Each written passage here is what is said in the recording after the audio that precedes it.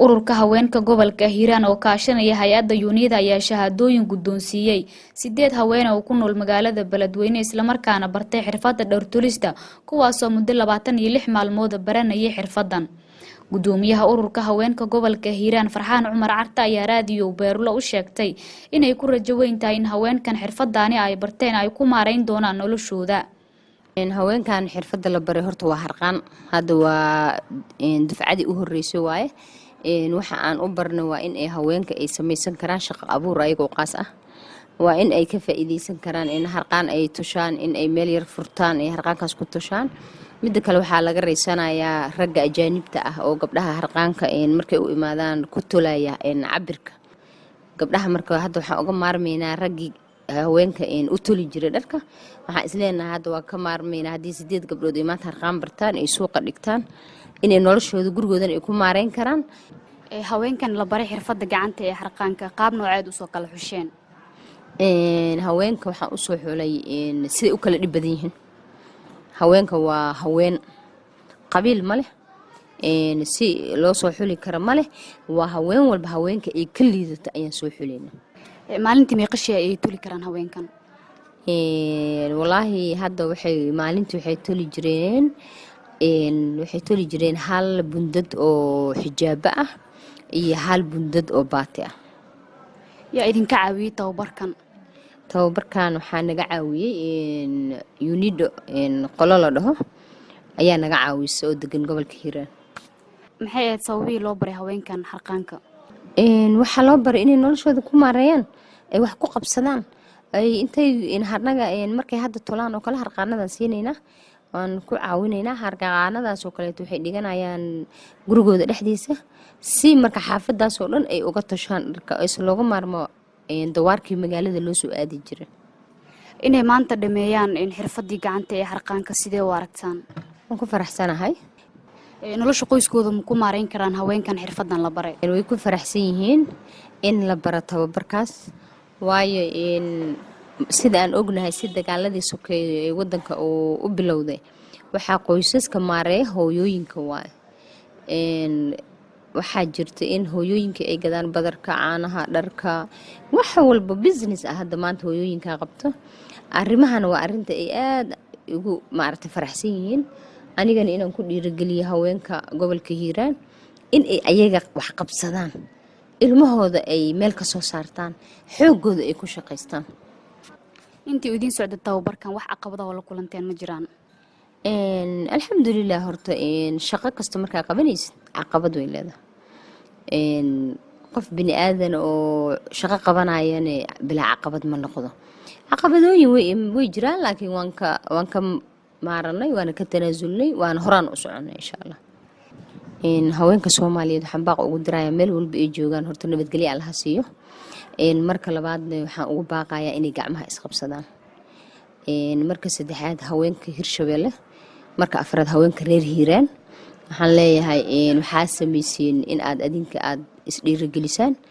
in aad wax qabsan kartid in ogaataan oo aan la sugin gacmo shisheeye iyo aan la sugin oo ayaga ay isku taxaloojiyaan in ay baran karaan xirfadaha kuna shaqaysan karaan nolosha gurigooda iyo qoysaskoodana ay ku maareyn karaan intaas ayaan farayaa haweenka Nasteexa Cabdi Cali oo ka mid ah macallimiinta haweenkani barayay xirfadda dhar-tulista ayaa sheegtay in haweenkani ay nolosha reerkooda ku dabari doonaan xirfadda ay barteen wallaahi si fiican ayaan u arkaa in aan baro xirfadda harqaanka oo wax wanaagsan oo wax naag kasta anfacayso oo wax magaaladeennii u baahneed oo wax aan boogteedii aan raadinayn wax badan aan raadinaynay ilaahayna noo saalay subxaana wa tacaala maasha allah gabdhihii way barteen xijaabkii way tolayaan cabaayadii way tolayaan go-faraashkii way tolayaan diricii way tolayaan ayagana gabdho maasha allah wax fahmayay ahaayeen waayo gabar kasta waxay rabtaa caruurteeda inay ugu tolato inay qutuliyeen ka raadsato inay maxay ahaato waxaas ay baratay wax wanaagsan ay baratay inay yihiin ayaan rajaynaynaa annagana waxaan siinay si karti hurfanaan ah inaan wax u barano waxaad ka mid ahayd dad horey loo soo tababaray ee la soo baray xirfadda gacanta yaa ku soo tababara xirfadda gacanta waxa ay soo tababaray UNIDA ay soo tababartay oo i geysay Kismaayo oo ku soo bartay waxaa gacan iga geystay ururka haweenka gudoomiyaha ururka haweenka ilaahay subxaanahu wa tacaala khayr ha siiyo wax kasta horta waa la bartaa wax walba inaad baratid waa wax wanaagsan waaye oo isku dayda wax walba inaad baran kartid xirfadda harqaanka waxaa igu dayday in aan caruurteyda ku maareeyo aniga aan barto wax alla waxaan xiranayo ilaan wax harqaan waa wax dharka aan sito dhan waa dhar harqaan lagu talo maadaama waxaan sitaba qof aan u geysanayo in aan aniga tashto oo baahidaas uga baxo oo caruurteyda uga bixiyo ayaan u bartay maxaa noloshaada iska bedeli doono maadaama aad xirfadii gacanta ee harqaanka aad baratay maadaama xirfadii gacanta aan bartay haddana aan dad barayo wax weyn ayaa hadda iska bedela maasha allah aad ayaan ugu faraxsanahay qaar ka mid ah haweenka bartay xirfadda dhartulista ayaa raadiyo Beerulo u sheegay in xirfadani ay barteen ay ku shaqaysan doonaan magacaygu waa Ayaan Cali Xasan ayaan waxaad ka mid tahay haweenka la baray xirfadda gacanta ee harqaanka ilaa muddo intee leeg ayaad baranaysay waxaan baranayay ilaa muddo bil ah maxaa kugu kalifay inaad baratid xirfaddan waxa ugu kalafay xirfaddan inaan barto in aan macnaha xirfaddan barto in aan aniga isku anfaco ilmihiigana aan bariiska ugu raadsado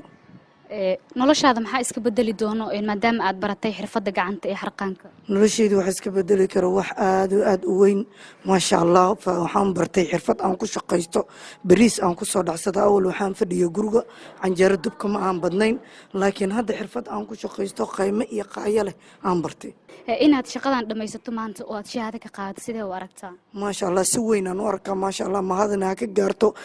gudoomiyaha ururka haweenka Farxaan Cumar Carte kun iyo kow jir waan mahad celinaya ma jeceshahay in shaqadan ku sii gudu jirto aad ku sii shaqaysato maasha allah si weyn inaan ku sii gudu jiro oo ku shaqaysto oo aniga aan dad sii barayaan jeclahay nolosha qoyskaada ma ku maareyn kartaa xirfaddan maasha allah si weyn aan ugu maareyn karaa haddii aan macnaha laysiiyo agabkii aan ku tababartay oon bannaanka dhigto ku shaqaysto ma jeceshahay inaad xirfaddan horumar ka gaarto si weyn aad u weyn si weyn maasha allah si weyn wala qof walaal ayaa igu dhiirigeliyay anna waa inaan si weyn aan ugu gaaro xirfad magacaygu waa Sihaam Jibriil waxaa awalba macquul wax ma talin karaa diracaan talin karaa xijaabaan talin karaa cabaayadaan talin karaa go-firaashaad talin karaa wax kasta oo leeyahay waa talin karaa awal laakiin wax ma talin karin waxba ma aqoon bisama hadda waxaa laga yaabaa maadaama meesha hadaan ka qalin jibiyo in la siyaar qaankan ku shaqaysto oo nolosheeda ku maareyn karo maxaa kugu kalifay inaad barato xirfaddan harqaanka inaan nolosheeda bari kamaan ku maareyn doono waayo harqaan hadaan hadda maanta fadhiisto darwaa liikeysana cabaayadaan talo xijaabaan tala nolosha ka mid tahay waxyaabo badan iska bedeli doono waayo awal waxaan aqoonin aan bartay nolosheedana ku maareyn karo